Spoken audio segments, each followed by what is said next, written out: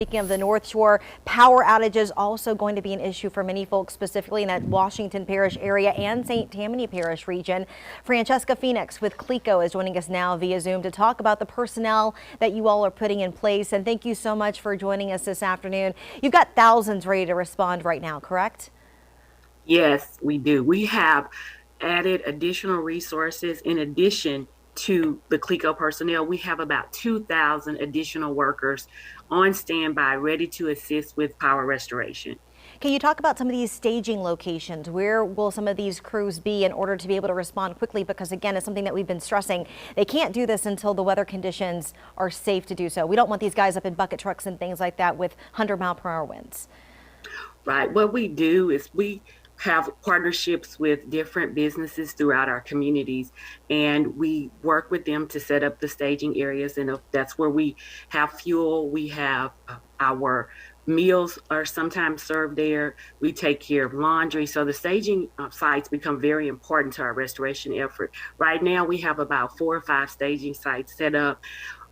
We usually don't give the names out specifically because we don't want customers to start going there because we're still in the pandemic and we have to make sure we're practicing social distancing. But we are setting up staging sites in areas that are key to the restoration effort. So, for example, you may be in St. Tammany Parish and see a bunch of CLECO trucks and equipment at a local grocery store. That's our staging site. And that's where we get a lot of the work done. We work out of that area instead of having to go back to a service center, which could be miles and miles away. So we strategically place these staging sites throughout the areas where we believe the damage will be the worst so that we're ready to respond as quickly as possible. All right, so patience is a virtue, as we all know, right? It's pretty likely that we're going to lose power at some point during the storm. But many people are curious about the timeline as to how quickly they can get their power restored, especially when we're talking about August heat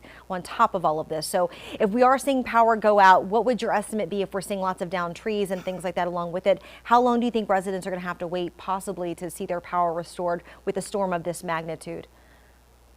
Well, we always want to practice safety. Safety is a priority in everything we do.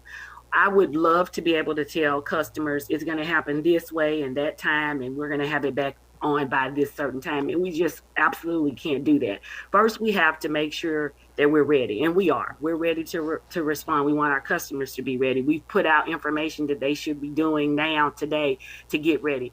But beyond that, what we do is we have a plan. We have an emergency response plan that we follow to the letter for all of our storms. And that involves once it's safe and the winds have subsided, then we go and we start doing patrols. We assess and look at the damage. Where is the damage? Is it on our transmission system? Is it on our distribution? Is it both?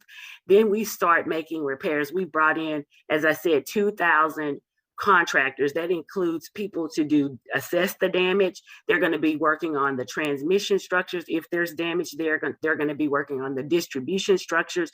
If there's damage there, transmission is so critical to the restoration process because the power that customers actually get comes from the plant and it goes on a transmission line first, and then it goes to substations and then to our homes and our businesses. So getting our transmission back up and in good order is a priority in our storm restoration process. Once we've assessed the damage, which that could take multiple days, depending on how bad this storm is. As you just said, Ida is predicted to be Cat 4, possibly at landfall with 130-mile-per-hour winds. That's very close to what we had with Laura, and it was pretty devastating.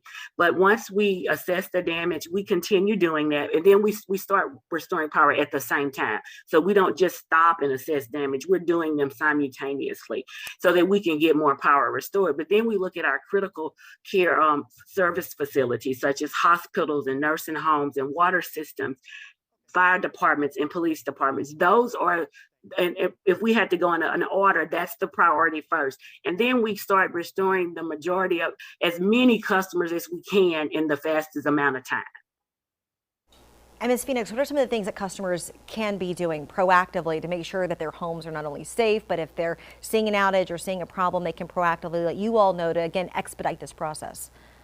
Definitely. We want our customers to be safe. We've had a rough hurricane season. Last year was record breaking, and they predicted an above average season this year. And we're actually seeing it. And August is that month when it normally happens, or September. So, what customers can do is prepare a storm kit. Don't take this lightly. Don't think, well, it's not going to be as bad as, maybe perhaps the forecast is. Always plan for the worst. So have a storm kit. Make sure you have flashlights and batteries in your storm kit so that you can get, and a battery powered radio so that you can get updates from like WDSU and other media outlets. Develop an evacuation plan. We don't know if we're going to have to evacuate, but if we do, or if you do, you want to make sure you have a place to go to take your family so that you can be safe until the storm passes.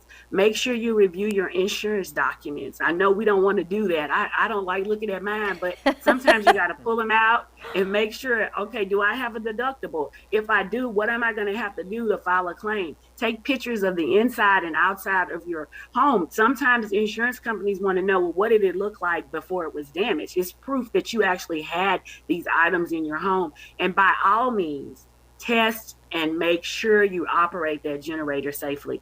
If we do have extended power outages based on the forecast that we're getting about Ida, they could be extended. So a lot of customers will be using portable generators. Make sure that it is operated in a well-ventilated area. And well-ventilated means outside, not in the garage with the garage door halfway open. No, don't do that. Not outside on the patio, not under, well, outside on the patio, but not under the patio. Right. It needs to be able to have a clear area around it. So we want our customers to be safe. Make sure you do not take a chance with that generator. As you know, sometimes after storms, you hear these tragic stories that don't have to happen if we just slow down, take a moment, and say, okay, this is happening. We're going to get through this, and we're going to do it safely. Yeah, you mentioned Hurricane Laura, that we saw a lot of generator deaths because of just improper usage. So Francesca Phoenix with CLECO, thank you so much for joining us via Zoom to give us those updates, as again, we are preparing for that potential of widespread power outages. If you are a CLECO customer in the St. Tammany and Washington Parish region, if you do see a power outage or a problem in your neighborhood that needs to be addressed by a CLECO crew, you can call 1-800-622-6537, and we will have this information for you on our website as well. But again, that's the phone number to call, and just be safe again if you're operating that machinery and things of the electric nature around your home.